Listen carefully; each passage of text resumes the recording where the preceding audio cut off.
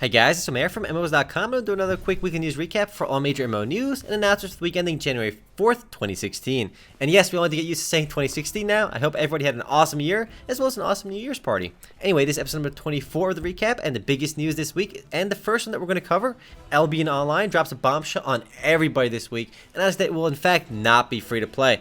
And it will extend its beta testing time for at least another 6 months into August 1st, 2016. The biggest shocker is, of course, the decision to abandon the free-to-play model. Clearly, Albion's early access / beta success influenced this decision. They sold over 60,000 Founders Packs, which clearly emboldened them to drop the free-to-play model. The developers actually said that making the game, quote, ready for the free-to-play model would take up a significant amount of development time, which they would rather spend on making the game better. Additionally, they claim that the free-to-play model creates risks, including but not limited to spamming and botting, which doesn't make much sense to me because every game, including buy-to-play / subscription-based games like WoW and Guild Wars 2 and everything else, have these same exact issues. The exact business model to replace the now ditched free-to-play model has yet to be revealed. The game is either going to be buy-to-play or subscription-based though, because we know it won't be free-to-play. My quick take on this is that it was a mistake. They could have easily made it free-to-play and kept the game to a broad audience and done the free-to-play correctly, but we'll talk more about this in tomorrow's podcast. But it is big news. Next up, also really big news. This time in the esports arena, Activision Blizzard actually ended up buying Major League Gaming, or just MLG, this week, which further pushes them into the esports arena. We announced in October that Blizzard was going to make a bigger push to esports with their new hires, and this is clearly a strong indication that they actually are doing it. Activision Blizzard paid $46 million for the company, and considering that they're now owned by Blizzard, I suspect that they will focus their efforts on running tournaments and events exclusively for Blizzard games. So expect them to focus a lot more on WoW, Diablo, HOTS, Hearthstone, Call of Duty, and Overwatch. So I suspect, again, they will not be focusing on non-Blizzard titles, but we'll find out more in the near future. Up next, Nebula Online is slated to hit Steam Early Access tomorrow on January 5th. And for those that haven't heard of the game, which is most of us, it's a cross-platform, free-to-play space MMORPG that bills itself as an old-school, hardcore sci-fi MMORPG, where players explore the galaxy and fight in real time. And it's basically a simpler cross-platform version of EVE Online from what I've gathered. Nebula's interesting angle, though, is that it's cross-platform compatible. In fact, the Android, Facebook, and web browser versions of the game are already playable, with Xbox One, Mac, Linux, and iOS coming soon. The game basically aims to be on every platform. And again, the Steam version launches tomorrow. And given that it builds itself as a classical hardcore MMORPG, expect full loop PvP as well as a player-driven economy. So it's definitely a light version of EVE Online. Move right along, we have some controversy from Tree of Savior. Following a typical MMORPG precedent, Tree of Savior's South Korean launch has been plagued with countless bugs and cash shop controversies. Apparently little was done to optimize the game in its transition from closed beta to open beta, which led to stability issues and connection problems. It seems like no MMO can get launched done correctly, but I suspect that these launch issues should be sorted out in the weeks coming by. The bigger issue though, which led to a lot of controversy, is the game's cash shop prices. Thanks to Stepara, who dissected the cash shop prices and the video we're seeing in the background, we can see that some of the items are indeed ridiculously priced. A new hairstyle, for example, costs between $17 and $25, while XP boost costs about $1 an hour. A VIP token also costs about $17 and lasts 30 days. A VIP token isn't exactly paying for convenience either, because it's needed to train 2 attributes at the same time and gives players additional auction house listings, which feel more like an essential part of the game than just a convenience thing. So the controversy is around the VIP tokens as well as expensive pricing. I mean, $25 for a virtual hairstyle? I can buy like so many games on Steam for that price, for the price of one hairstyle, which is definitely a bit ridiculous. Hopefully they correct these issues and make it normal before the North American launch and the global launch.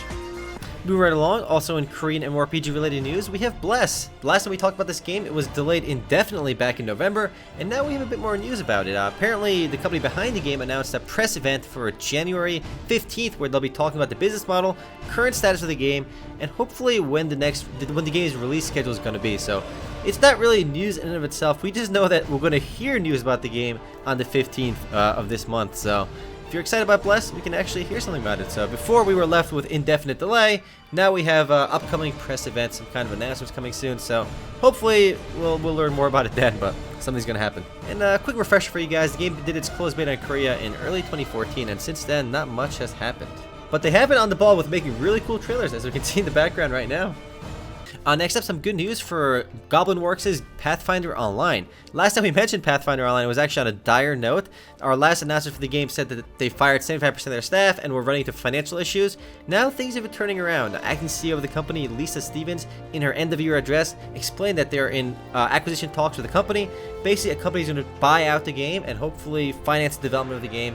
but none of that is confirmed just yet because they need to secure financing, but it looks like things are moving in the right direction. If all goes well, the new company should have control of Pathfinder Online by March 1st, 2016, when they can actually start pushing for faster development, but definitely good news for the company. Prior to this, it looked pretty terrible. Now things are looking up, so if you want to play Pathfinder Online, it might actually come out eventually. Next, more positive news, this time for sZone Online, a game that's been in development for 6 years, and having a split development group as well as a name change. The MMOFPS game sZone Online has finally launched on Steam. It is free to play, and is one of the few open world MMORPG/MMOFPS games out there, so it's a bit like Rust in that you kind of explore the world, but instead of so much survival, there is obviously persistent RPG elements. Currently the game has mixed reviews on Steam, which is not that great. I mean, and the odd thing about the release is they're already laying down the framework for sZone Online 2, which is already a sequel. I mean, clearly current players for the game don't want to hear talks about a sequel until they fix the current game and make it optimal. But I mean, the reasoning behind the sequel is that the current game is already built on a really old engine. Anytime a game takes 6+ years to develop, by the time it releases, the engine is already outdated. So they already work on a game called the Zone Driver, which is an Unreal 4 powered version of sZone Online. So, I mean, I'm sure that one will probably be better because it's run on a more modern engine, but we'll see how things progress. But at least the game did officially launch. A spin-off version of the game called the Zone Driver is set to launch its beta in February, with sZone Online 2 set to be built on the same basis as Zone Driver, and there's no release date for that one just yet. Next up, in the MMO related news, we have a game called Overpower, which is set to launch on Kickstarter on January 19th. It's they build themselves as an unfunded passion project by two guys who love RPG games and PvP combat. It's intended to create an online skill-based MMO-style PvP experience that allows players to progress their class without the need to grind for months. Basically, what they're trying to do is create a arena shooter-style experience, but with MOBA elements and more medieval combat than shooting elements. So that's the goal of the game, and it actually looks like they have some decent progress on the game. A lot of these passion projects you see on Kickstarter look very ambitious, but here we have a project that looks very focused on what they're trying to do, and it's not like a crazy scope either, so it looks actually quite doable. Given that the game has not even launched on Kickstarter or Steam Greenlight just yet, there's still quite a bit to go before a full release for the game, or even an announcement on full release, but we'll keep an eye on it.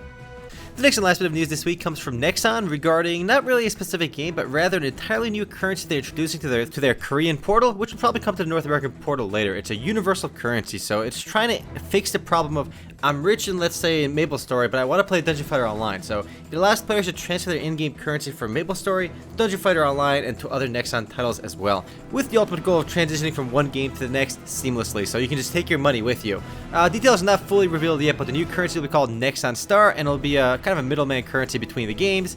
And it actually sounds like a really good idea because, you know, if you play MapleStory a lot or Dungeon Fighter Online a lot and you want to try a new game, it's kind of a hassle to start over with no money. So I guess this should make that transition easier. We'll see how it actually rolls out, but yeah, that's it for this week, guys.